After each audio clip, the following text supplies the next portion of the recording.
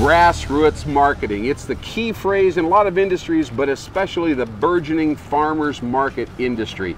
If you're an aspiring entrepreneur, if you like to do gardening, you want to produce vegetables and fruits, take them to farmers market, you're going to love this interview. Welcome to Next Biz Success. My name is Lynn Hinderrocker, but most importantly, you're going to want to get to know Ruth Johnson and Robert Johnson. They're out of the North Bend, Nebraska area, and they're right here in Lincoln, Nebraska, at a very popular farmers market in the Havelock area. Thanks for joining me on Next Biz Success. Thank you. You know, we talked before about producing product. Let's talk about selling product, shall we? Okay. That's when the money comes, that's when the revenue comes, you know, and that's a good thing. Right. I know that you put a lot of time and effort in bringing the products to the market and setting up. What's the first step, Ruth Johnson, in terms of getting your environment set up and getting the, what do you do? Well, as soon as it's picked, the first thing we do is get it washed and make sure it's clean, and then we package it, like potatoes, for instance, weigh them and get them, you know, ready to go to market. And same way with any of the vegetables, however, like peppers in bulk, you know. Okay. And so you got to know whether they're prepackaged or they're in bulk. Right. Now, Robert, when you get to the farmer's market and you roll them out of the van, what's the next step? What's the first thing you do? You see the people walking around, they're ready to give you some money. What do you do to try to get their money and get them involved with your product? Well, I usually speak to them, for one thing. But of course, we got to get our signs up that show the prices and stuff like that. Get the display out. Right. Do you put all your inventory on the table or just a little sampling of each kind? Just part of it, right? And what do people tend to be attracted to first? Is it are there some popular things that try to put to the front to get their attention, or doesn't it really matter? Well, it just depends on what time of the year it is. Like now, you know, tomatoes are going to be coming on. We have some just getting ready. Okay, so we're in the early July area, and tomatoes are what people are kind of looking for. The new things at the market, that's what people are looking for. The latest thing. Absolutely. Now, Ruth, when you get them all spread out, how many tables do you typically get? Like 2, 3, 4 tables? We have just 2 tables here today, but typically we have 3 tables at each market. Okay. And we get our signs up, and I think probably the most popular things that are popular at this time, we do put towards the front more. Sure. Get their attention right off the bat. Right. Now, don't you have to rent a space? We do have to rent a space. And do you bring your own tent for shade or not, or what? We do bring our own tent. Okay.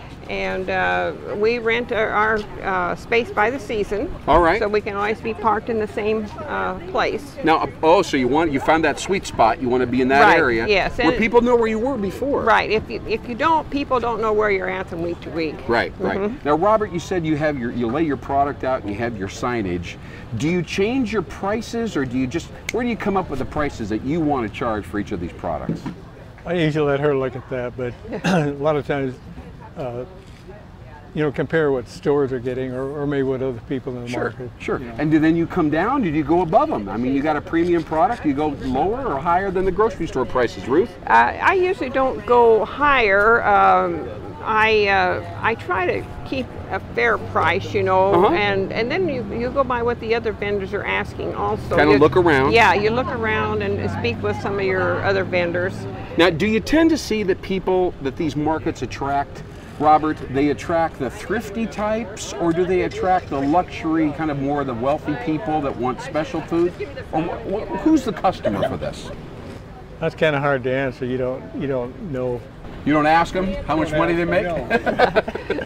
But, you know, do they come in and they're asking for basic things, Ruth, or are they looking for the fancier products so they can create unusual things at home? I think that there's all types that come to the farmer's market. Yeah. Young and old and different incomes. Sure. And that depends what they're looking for. Even some of the, you know, other nationalities and that, they're looking for, you see them, they'll be buying more eggplant and that type of thing. Ethnic types or different unusual recipes. Right. Absolutely. Now, do they ask you, is this organic or is this natural, or do they not ask those questions? They do ask that a lot, and people are very interested in where their product's coming from and how it's growing, and they ask a lot of those questions, and you get to know your customers, and that's an interesting thing, so over too. the years, you actually kind of cultivate a little bit of a relationship with some of your customers? Oh, really, yes. You know, we've had some of the customers that have been coming there as long as we've been going to the market, I guess. And that's 20, 25 years, right? Right. Absolutely. Well, let me ask you this now. When somebody says, I'll take a little of this and take a little of that,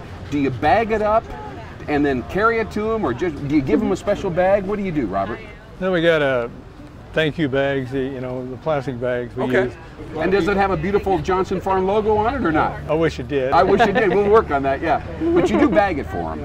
A lot of people bring their own bags too. And that's kind of a trend, isn't it? Yeah, there's more people you see with their own bags. Absolutely. Do they ever, Ruth, do they ever mention recipes to you like, well, I'm interested in making this or that? They do, and matter of fact, they give me a lot of ideas, and I give them ideas. And I do have a website that I usually have a recipe of the week the Ruth Johnson website was coming here. Yeah. Is that where you have some of these recipes? I usually try to have a different recipe on there every week, especially something that's, you know, a little unusual. And what is the website name? Johnson Farm, Nebraska. Aren't you glad I got that? Yeah, I am. But now you get a lot more recipes. Right. Absolutely. Well, right. You know, Robert and Ruth Johnson, it's a pleasure to talk to you. You obviously have learned a great deal about how to market these things, how to cater to the consumer, whether they're the upscale consumer or the downscale consumer. I just love visiting with you. Thank you so much for being on Next Biz Success and teaching us how to do this correctly with all your experience. Thank you. My name is Lynn Hinderrocker. This is Next Biz Success. Keep on going, and if you want to be a produce provider, keep on growing.